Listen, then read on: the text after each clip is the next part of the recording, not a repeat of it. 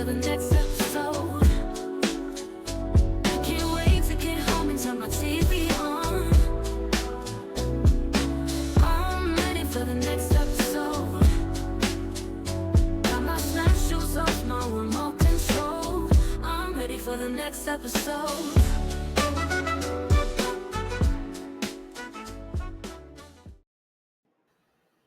Hi, I'm Nick. And I'm Jess. Welcome to next episode. And today we're talking about Kevin Can F Himself. So Kevin Can F Himself was originally on AMC. Recently it came to Netflix, and that's when I discovered it and I first watched it. I don't know how I missed it when it originally came out, but I'm excited that I found it. Jess, can you give us like a synopsis of the show? Sure. So Kevin Knapp himself is centered in Worcester, Massachusetts, I believe. And it's about this couple, Kevin and Allison, primarily focusing on Allison and her story through this relationship. But it's told in a very interesting way. So it's told through two different genres. We see it both through a comedy and also through a drama to kind of tell the story of how Allison gets fed up with her relationship and what she decides to do about it. So the split genre where they have like the sitcom portion of the show and the drama portion of the show, what do you feel like brings to the episodes? I think it gives it a lot of depth to the episode. Now, I know we partially disagree on how, what the purpose of it. So I kind of see it as the drama shows her side, her perspective, and the sitcom shows his perspective between the two.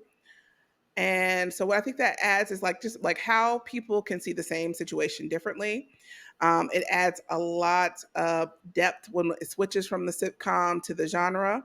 Like you feel kind of the weight of his action. So like in the sitcom portion of it, like it's a very traditional sitcom.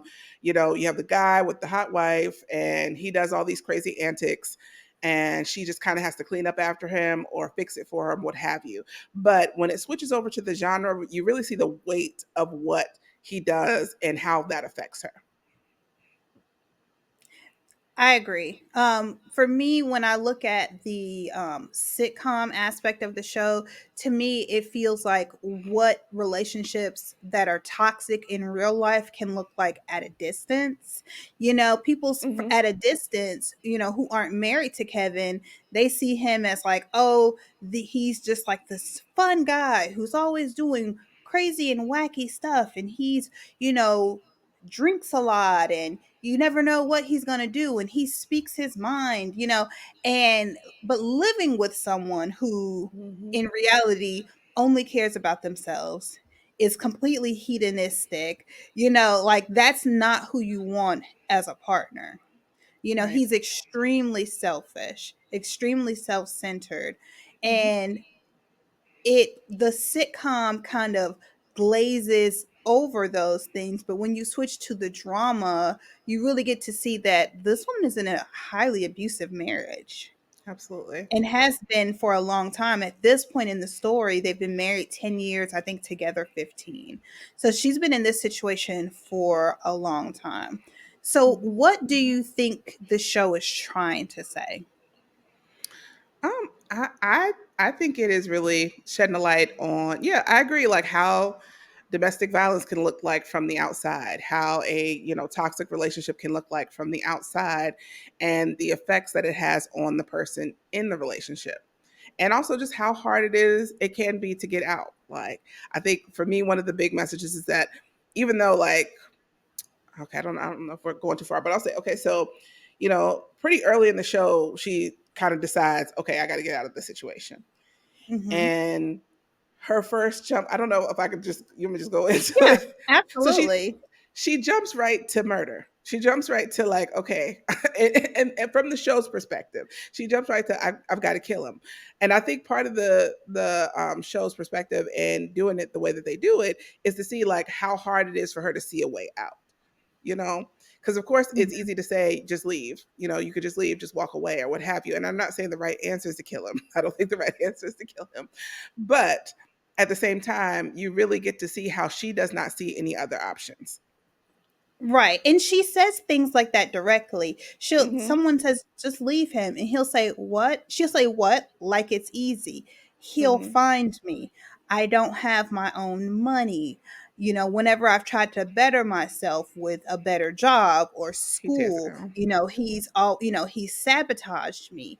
And Mhm. so she really, really shows what it's like for someone in that situation. I think, Mhm. there's a statistics that oftentimes it takes like a person who's being abused 7 times to leave. And Mhm. I think that's for a variety of reasons. There could be a lot of financial abuse. Mhm. A lot of times, the most dangerous time for someone is when they decide to leave, Yeah. a relationship. So there's like a lot of retaliation. But also sometimes, like, you get so used to dysfunction, it Mhm. feels functional, and you don't know how to exist outside of it. So there are, I think, a lot of reasons why people struggle to leave. And I think for Allison, I think she's at the point where she's like, the only way that I can live is if he's not here at all, which Mhm. sounds crazy Mhm. to me as I sit safe where I Mhm. am. You know what I mean? And so I try not to judge her, for her feelings, because as crazy as it sounds, she's not in a safe place and she's fighting for survival. So how can I tell her how to fight? You know? Mhm. Yeah. Well, and then I But agree with you. Oh, I'm sorry. oh no, I was gonna say I do love the way this Mhm. show, the genre bending, the genre. I guess I should call it Yeah, I genre do. blending. Mhm. It was so innovative, and it was such a great way to tell a story. And it does Yeah. draw you in and make you very emotional. You Mhm. feel her frustration, you Yeah. feel her fear. You know what I mean? And so that they did an Absolutely. amazing job. No, I do think that they did an amazing job, and yeah, the moving back and forth between the different genres definitely adds so much depth to the story. Even like the lighting changes, like seeing like how dark it gets when it's in the drama, and like how dirty the house looks. Like everybody's houses look super different from the sitcom to the Right. um to the drama, but also just like how she sees. So I'm like, look, this is how she sees her reality versus how Kevin sees his reality, where everything's fine. They live in a dilapidated house that like that's roach infested, that has all these issues, and he doesn't see it like that at all. Um, No. yeah. So yeah, I do think it adds a lot to it. And so I kind of want to get into Kevin specifically Okay. as a character, because he is classic sitcom husband. But Hmm. once you take away the bright lights and the laugh track, he's scary. Hmm. Yeah. Like, he Yeah. drinks constantly. He Hmm. disparages his wife every chance he gets, but he does it as a joke. You Hmm. know what I'm saying? Like, his character, like, it in a normal world, he seems like an irredeemable person. But you put a laugh track behind the things that he does and the things that he says, and Hmm. somehow they become like socially acceptable. Right. And when you asked me before about what I think the show is trying to say, that's the other thing that I think. I think it's trying to say a lot of things, but that also the traditional sitcom husband that we know is problematic. And Mhm. its iteration, because it's so crazy because it's so obvious when you look at it in this format that he is clearly a narcissist, that he is, that he's abusive and that there's a problem. But when you look at like the stuff that he does in the sitcom world, there's not many sitcom husbands that you can't see doing either that or did exactly the same things or close to the same things. You know what I mean? Mhm. So how problematic that whole trope is, I think it also draws a lot of attention to that as well. It really does, and it has you, like, kind of going back through, Hmm. like, your life and the shows that you enjoyed that, like, were near and dear, and you're like, "Was I co-signing on abuse this Right, entire right. time?" Hmm. Like, it makes you, like, really consider, like, what was the purpose of sitcoms? Hmm. Like, Yeah. what messaging, like, internal messaging were we really getting all of these years? Hmm. because I mean, even today, like most sitcoms still kind of follow the formulas, Yeah. you know. There are, you know, some that are like a bit more experimental, but they still create traditional sitcoms right now Right. with the goofy, lovable husband who just doesn't know any better, you know, Right. but really he makes everyone in service to him. Mm-hmm. Absolutely. Yeah. What I thought was interesting is they don't give Kevin to me as much of a backstory as Allison. Like you Mm-hmm. get little bits of information. Like you find out his mom is a nun and his Mm-hmm. dad was a priest, but they don't explain that at all.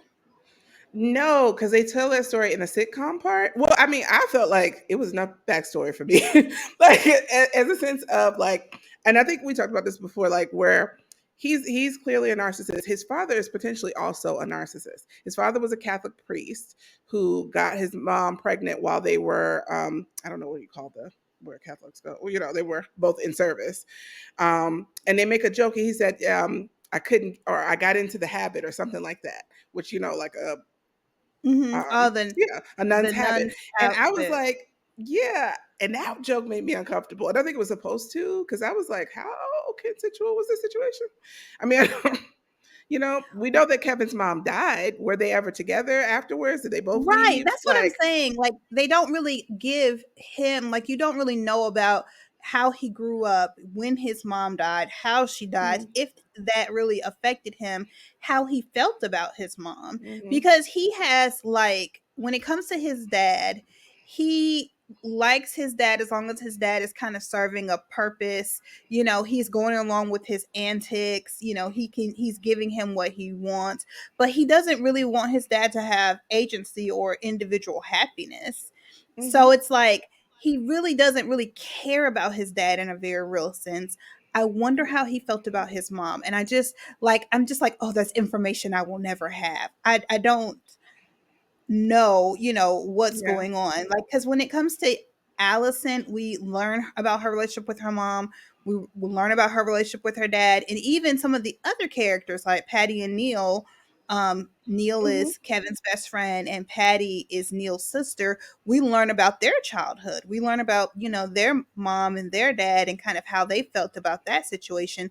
But I just think it's really interesting when it comes to Kevin. We don't quite have all of that mm-hmm. information.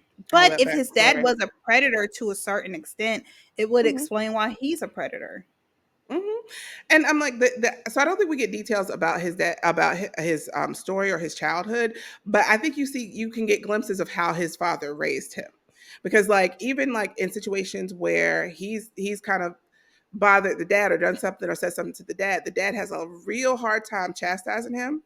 Like there's a scene where where during the blackout scene, and they're all in the diner, and then they finally all get mad at him because he's accused somebody of stealing the generator, and of course the generator's there the whole time. And he went through this whole dramatic thing, like he was interrogating every single person. The dad learns that he stole his girlfriend's hearing aid, and then Mhm. at the end, every other character is confronting him, and the dad is trying to confront him, but he's stuttering. Like he can't quite get the words out. Mhm. So whether or not his dad was a narcissist, I don't know. He could be not, but he definitely was very enabling to Kev. Like you could see he never corrected him. And even at the end, when he finally was like, "Okay, I'm done with you too," he just left. It's like Yeah, he did. I'm just He not dealing did. with you. I'm not And said telling you I'm what not going to let you give you the address of where I'm moving to. Mhm. Right. It's your only child. And while I Right. get it, because Kevin is toxic, but yeah. Mhm. Yeah, that is kind of strong. Hmm. Do we have any sympathies for Kevin? I don't. But do you have any sympathies for him, like No, I really don't. I really don't. mhm. Um, he doesn't have any redeeming qualities. Mhm. You know, like Yeah. even it really bothered me. His relationship with everybody, but his relationship with Neil really bothered me because like it showed me glimpses. Even the moment where Neil pretty much goes, which is Neil is his best friend. He goes along with pretty much everything that Kevin wants to do. So in the few times where either Neil can't be there or just doesn't want to go along with it, the cruelty that you see from Kevin with Neil is immediate. And I'm like, this is your true ride or die. Neil, more so than even Allison, you know? Yeah. Neil loves Kevin in a way that I don't understand. Mm-hmm. And, you know, Because it's he's codependent. his best friend. Mhm. And we're best friends. Yeah. And we've been best friends since I was 14, a long, long time. Hmm. But there's something, just their friendship is really toxic. It's extremely one-sided. It is. Basically somehow Neil's like friendship with Kevin just makes him almost like a servant. Hmm. Like anytime Neil tries to have anything for himself, Kevin wants to take it away. Even when they were making the chili together Yeah. and Neil just wanted like to feel like he was a equal part of it, Kevin's like, "No, like how dare you, think that you're on the same level that I am?" And Mhm. I don't understand Right. why Neil stays, you Because know? I do think Neil's codependent. And I also think, okay, so a few things. One, about the chili situation, which I don't want to get too far off in this, but Allison set that up. I don't know if you caught that. Allison set that up. She For them to poked and break prodded. up? Yes, she poked and prodded that situation. Like she was just saying, "Oh, is it really your chili, or is it that?" Like she started that whole argument. Oh, I missed that, and I've watched this show Yes, several times. and that kind of like made me think about like how like she sometimes you and I don't mean this derogatory because I'm not victim blaming, but like how sometimes you participate in that cycle of abuse because once she kind of pokes with him and Neil about and gets them to argue about whose chili it is, then of course it falls Mhm. on her. It's now her responsibility. And then she's like, "Oh Right. God!" But I'm like, "But you sat there and you twisted that knife a couple times, and you saw where it was going, and you kept twisting." But Now anyway, let me ask you, is do you think that she did that because for once she wanted to feel like she was like the one punishing versus getting punished? Because Kevin treats her terribly. He talks mhm, down to her all the time, and he also allows everybody else, his father, mhm, his best friend's sister, they are all allowed to talk, down to Allison, to like insult her, and he never says anything. He joins in, he makes her the butt of all the jokes. He has no respect for her, and they don't have respect for her. So do you think that she just wanted to like maybe feel like she had a little bit of power? I don't know. I don't know if she wanted to feel like she had a little bit of power, but I just I feel like she set that situation up. And to me, I'm Hmm. like, it's obvious that it's gonna fall on you as soon as they're pissed off. But she wouldn't let go of it, even seeing where it was going. So I don't know. And then like once it falls down, what struck me is like once it kind of fell down, like him and Neil are fighting, and now he's Kevin has roped you in. Then she's like, oh, then she wants to be like, oh, what was me? Hmm. But I'm like, but you clearly created that situation. That Yes. particular one. Not all of them, but that particular one. Because like So you want to break from Kevin, let them do the chili, let them do what they do and walk out. And you get a you know what I mean? right. They're tied up for several hours. One thing I liked about the show was I feel Mhm, like they showed all the aspects of abuse, but they did it in ways that were very subtle. So, for mhm, example, when he would insult her, it's always in the sitcom realm. So there's a mhm, laugh track, and it's just, "Oh, I'm just joking," And then they talk about his obsession with sports memorabilia and how he spends so much money on it that he blew through their savings, and she never has any money, but he always has money to buy whatever mhm, he wants. So it's like, oh, that's clearly financial abuse, and then like the way that she keeps getting hurt mhm. in the show, but they frame it as, oh, oops, he didn't mean to. Oops, it was Yeah. an accident. Oh, and but it shows one that abuse is more than one thing. It's more Mhm. than just getting hit, but it also shows how someone can be abused right in front of you and you don't You not notice. see it. Yeah. You can't see it. Yeah, Mhm, I love this show. mhm. Like Yeah.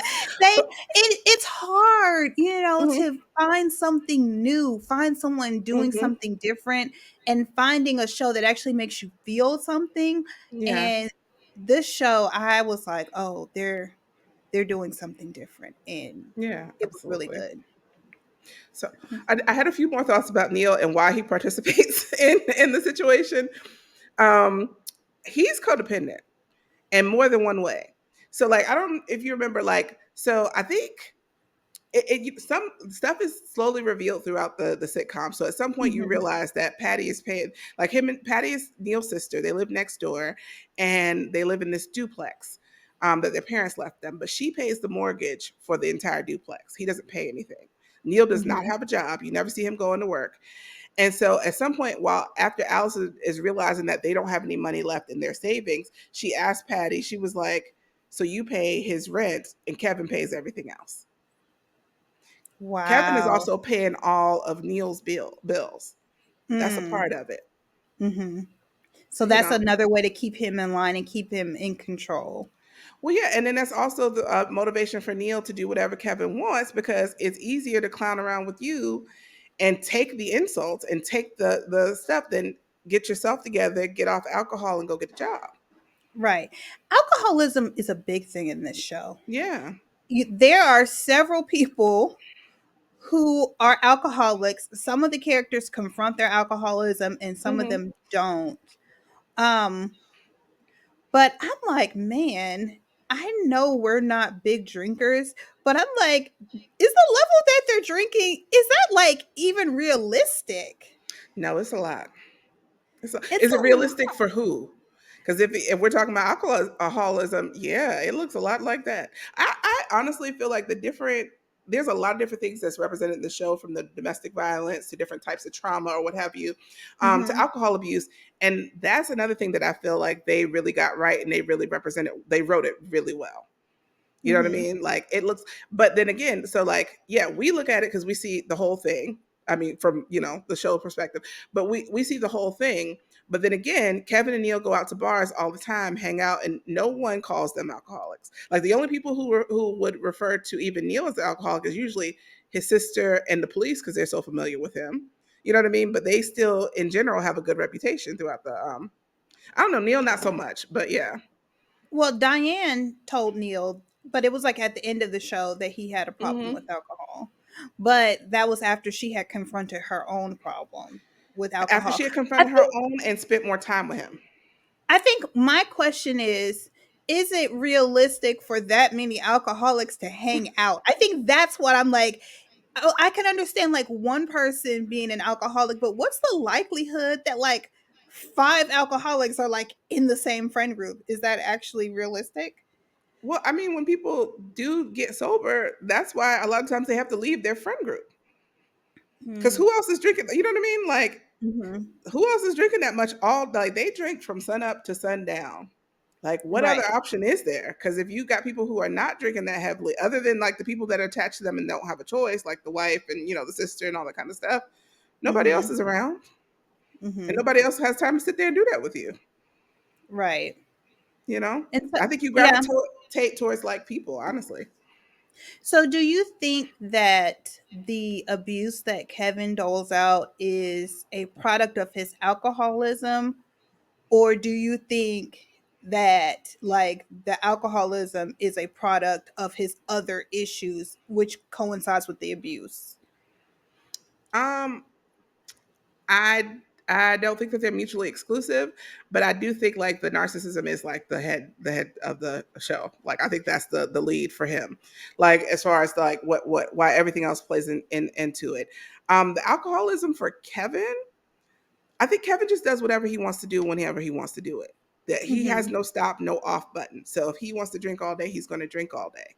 Like I don't know that he's drinking to kind of push stuff down the way it's very clear that Neil is drinking, smoking, gravitating to whatever to push stuff down. Right. And see, I think that's what I was trying to get at when I said we Hmm. don't get a backstory from Hmm. Kevin. We don't really understand what his motivations are for what he's doing. Like Allison, like we get very clear understanding of how she ended up in this situation.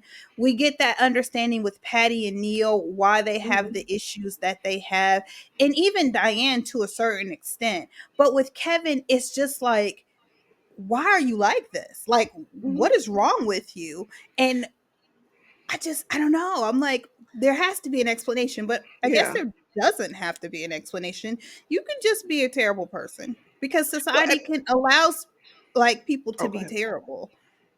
Well, I think the only explanation that we get is like how much the father enabled him. Like that, the father Mhm. never told him no until the end. And so Mhm. no one's ever told you no. No one's ever corrected you to from what we can see because we have no idea what his relationship was like with his mother. But it's Mhm. not like the father treats women all that well. He treats Allison terrible too. He I told does. you there's one scene where the accident is not Kevin, it's the father that hits her by accident. Mm. Um, so that's his model for how you treat women. Right. I mean, we got a Right. priest. He was raised by a priest who got a nun pregnant. That's all we know, Mhm.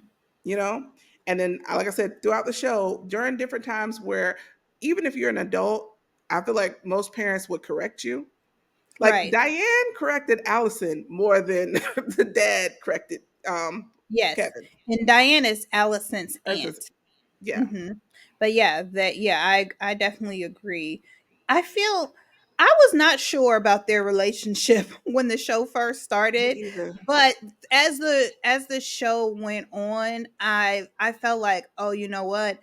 Allison, if she does not change, she's going to become Diane." Oh, You okay. know? That's an interesting perspective. Okay. Because if you think about it, like they're mirror images of each other. She's just an Mm-hmm. older version. You know, she didn't have kids. Diane doesn't have any kids. Allison doesn't have any kids. Like Diane's whole world is her husband, but she's not Mm-hmm. happy in that marriage. Mm-hmm. And that's Allison. She's not happy in her marriage, but somehow her whole world is her husband. Yeah. And, you know, Diane feels like at this point in her life, like, you know, things have gone too far, she really can't make a change. You Mm-hmm. know, she does small things to better herself, small things to take back her power, but she, you know, she's afraid to just break and start new. And if Mm-hmm. Allison doesn't do that, if Allison, in her words, doesn't kill Kevin, you Mm-hmm. know, she's going to end up as Diane if she lives that long, Mm-hmm.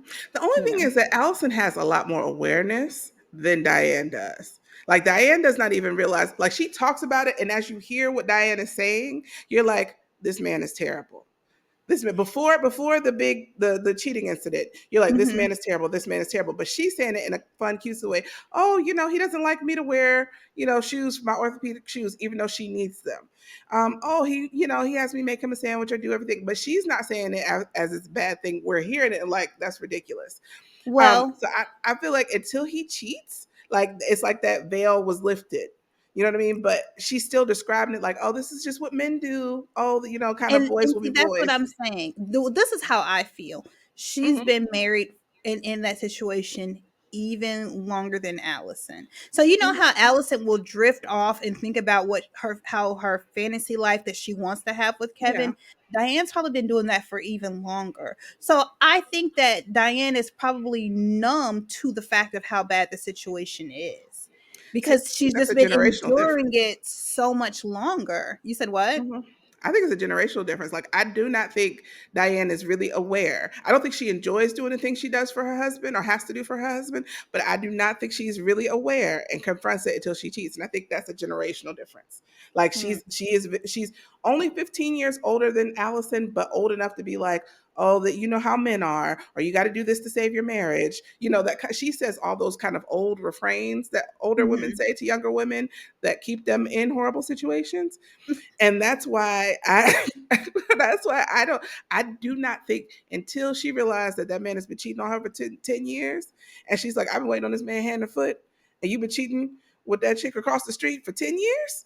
That's when it's like the wool is lifted from her eyes. But up until then, she thinks that that's what marriage is.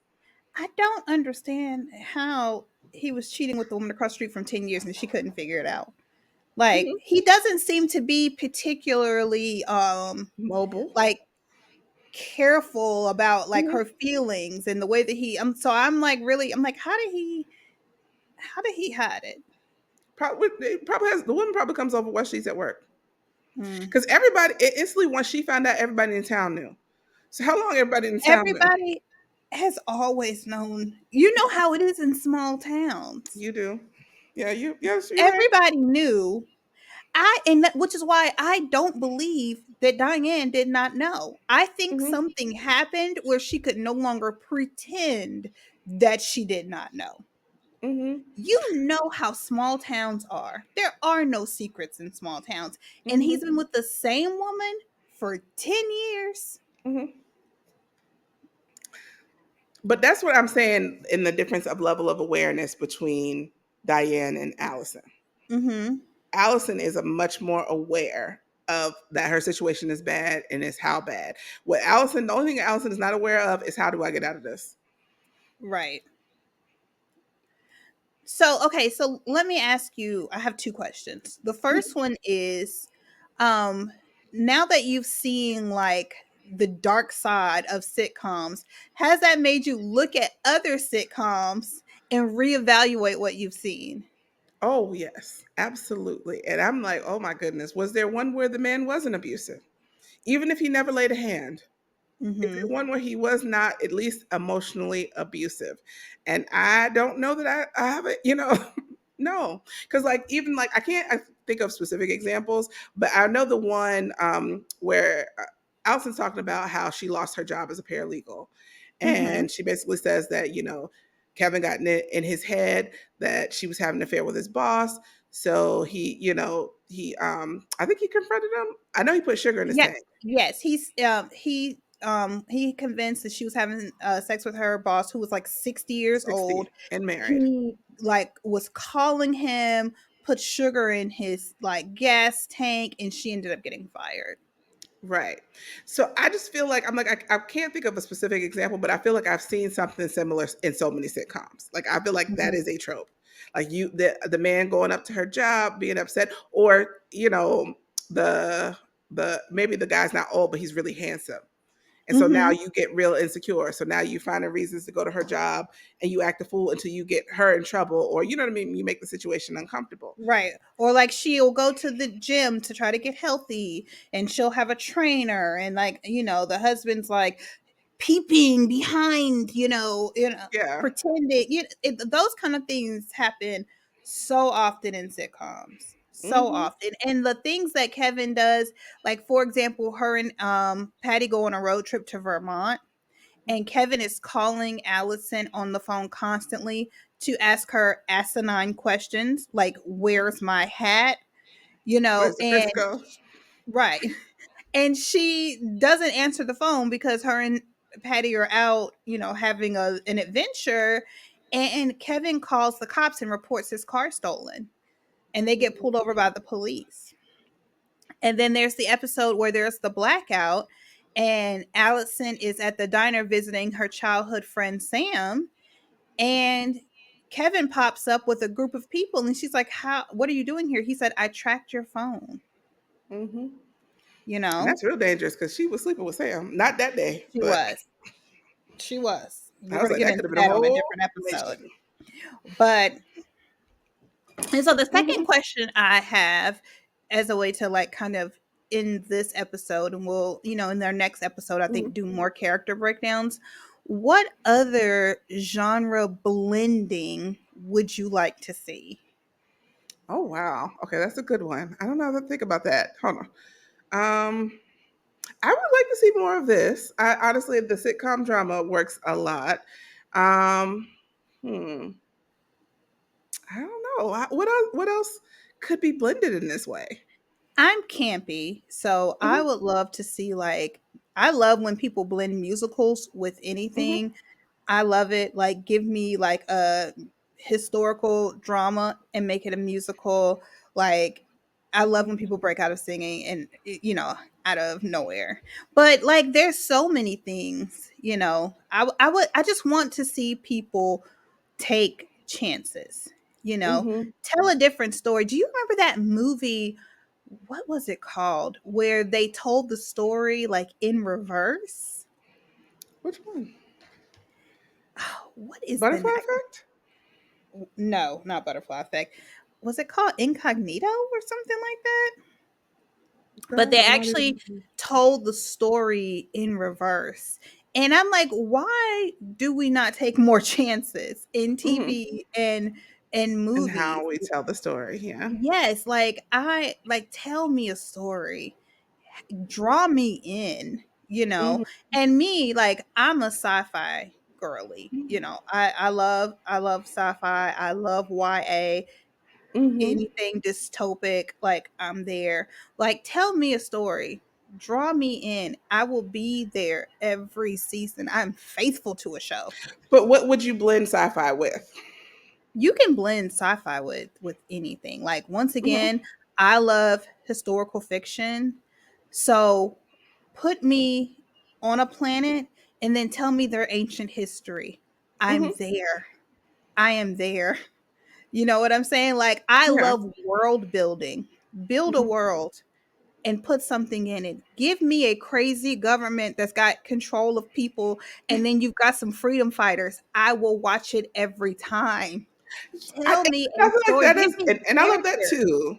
I love that too, but I don't know that I see that as blended in the same way that this was. You know what I mean? Like you've got No, it's two not. very This was distinct genres, truly, and that truly, this they was put together. truly, So truly that's what I'm trying innovative. to, because I'm like, okay, so like sci-fi and fiction, I feel like that's been done with a lot of time travel type of movies. You know what I mean, or Mhm. shows. Like how, what else would be as stark as this contrast with these two? Let's see. So you could blend like horror and comedy. They've already done that though, because like, have you seen like there's like the vampire TV show, which is what is the name of that show? It's cute. Which one? But it's like a show about vampires. Is it Reggie the Vampire? No, I've seen that one, but this Okay. other one is even better. It's almost mockumentary style. Oh, something about shadows. Is it something about shadows? Yes, yes, something like that. That Mhm. show. Has the word That shadow in it. that is it once again, it kind of blends horror and comedy and kind of like the Mhm. mockumentary style, and it's a good show. And it's interesting and it's funny. Mhm. But yeah, I don't know. I don't know what could capture what Kevin can F Yeah, himself captured. did I like don't know. yeah. It's I hard don't to know. imagine. Cuz yeah, I wouldn't have imagined this until I saw it, and then I'm like, "Oh wow, no, this was really good. This is a good idea." And literally, I did not know that it was going to do this. And I don't know what even made me watch the show because when it first Mhm. started and it was a sitcom, I was like, I'm going to tell you why I continued to watch once I saw it was a sitcom because it was Alexis from Schitt's Creek. And I love the show Schitt's Creek. Have you never seen that show? No. You are in for a treat. Which one is Alexis? Alexis is Allison. But on Oh, but yeah, and so when I tell you I love Schitt's Creek, Schitt's Creek can be a comfort show for you. If you watch it, it'll become one of your comfort shows. It is okay. it is so good. And she did such an amazing job. And so when I saw like that she was in Kevin Can F Himself, I'm like, oh, let me see what this show's about. And then I was like a slightly disappointed when it like started like the sitcom. I was like, Mhm. oh, she's so much better than that, you know? And so when she walks into the kitchen and everything shifts, I was like, oh, like I was so excited because even though Schitt's Creek was a comedy, Mhm. it's just it's an elite comedy. It's an elite comedy. Um really character driven, really great, you know, really great show. So, but when it switched over, I was like, "Oh, okay. Oh yeah, I watched it just on the fact that Alexis, which her name is like Annie Murphy or something like that, but I always will call her Alexis from Schitt's Creek, was in the show. And but when she walked into that kitchen in that pivotal scene and you see the show is so much deeper, loved it. Mhm. I will never get that moment back that I felt that, you know what I'm saying? Like, you know, when you Yeah. experience something for the first time, like I will never get that back. I enjoyed Mhm. that. And I if you are someone who enjoys TV, Mhm. this is the show for you because it Yeah. just speaks to like a wide range of people, I feel like, Mhm. you know? And 'Cause about TV itself, like just yeah, how we watch it and what we take from it. Absolutely. yeah, I loved it. I really enjoyed it. I enjoyed my time Me with you too. today. Me This was too. great. This was This is great. great. I'm really Yes. excited. So the next episode, I would love to like let's break down some characters and really do a deep dive in some of the other characters in the show. All right. Sounds good. All right. See you All soon. right. See you soon. Bye. I'm ready for the next episode. I can't wait to get home and turn my TV on. I'm ready for the next episode. Got my snap shoes off, my remote control. I'm ready for the next episode.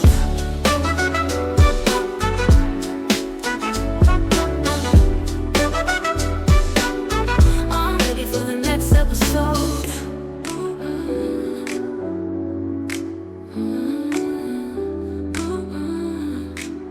I'm ready for the next episode. I'm ready for the next episode.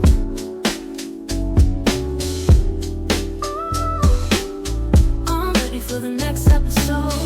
I'm ready for the next episode. I'm ready for the next episode.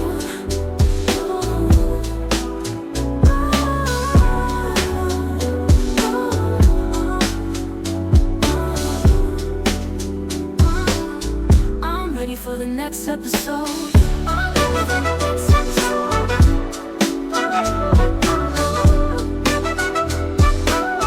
I'm ready for the next episode. I'm ready for the next episode.